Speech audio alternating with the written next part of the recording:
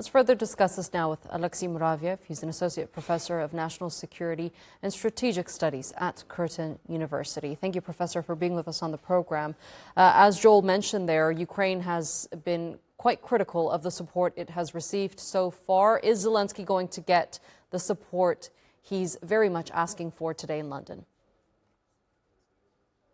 Well, I'm not really sure that he will get. I mean, what he will get is yet another set of promises. He may be getting something in terms of financial relief, funding to acquire more weapons and munitions. But I would actually start questioning the fact that the president of the fighting country, who also acts as a supreme commander-in-chief, spends more time abroad than at home with his own troops and in charge of running the war. So to me, the effectiveness of Zelenskyy endless trips to Europe or to other places really needs to be questioned, because it raises a number of key points.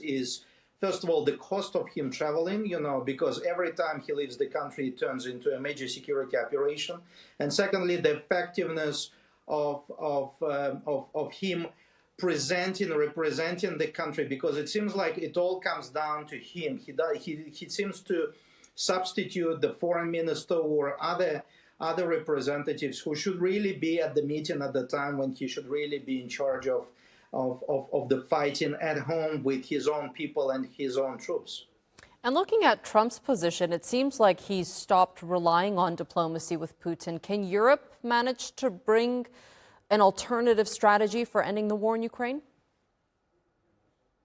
Look, I think we have to be careful about trying to understand Trump's political roller coaster, because in terms of changing rhetoric, yes, it seems like Trump has reversed back to what he promised to do for months, which is obviously undertake punitive actions against the Russians. But at the same time, we also need to understand that the political conversation between the Russians and the Americans continues. Right now, Putin's special envoy, Dmitriev, is in Washington meeting with U.S. officials. So in this sense, the dialogue continues. And so is the prospect that sooner or later Trump and Putin will meet. So we shouldn't read too much into what Trump is saying and doing. And even Trump said that he can only measure the effects of sanctions he imposed on Russia in about 6 months' time. And we need to kind of guess, where the front line is going to be in those 6 months, if these sanctions will start actually having the desired effect and will start hurting the economy, and by that, Russia's capacity to fund and fuel the war effort.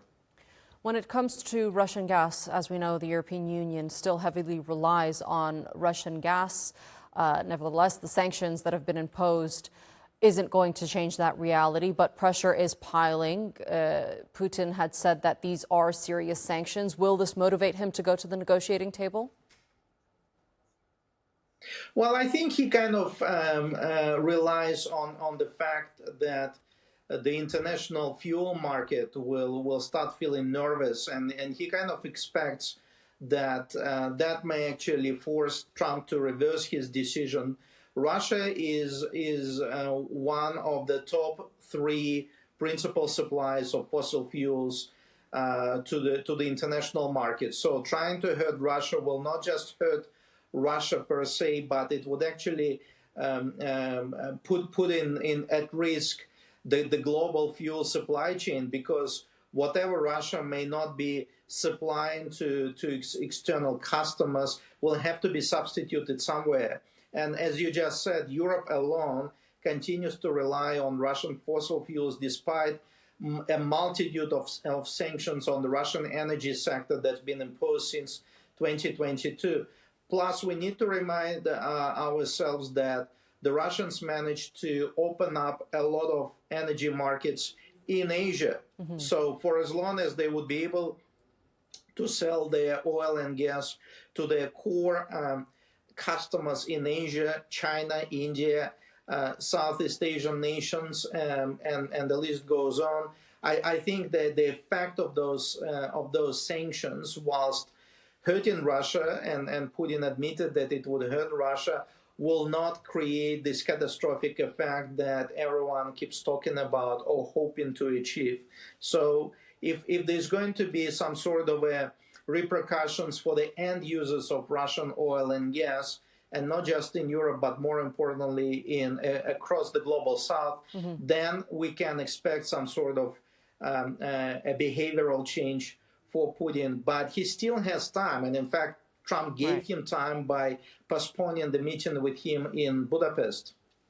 Okay, Associate Professor of National Security and Strategic Studies at Curtin University, Alexey Muraviev, thank you so much for being with us here on the NewsHour.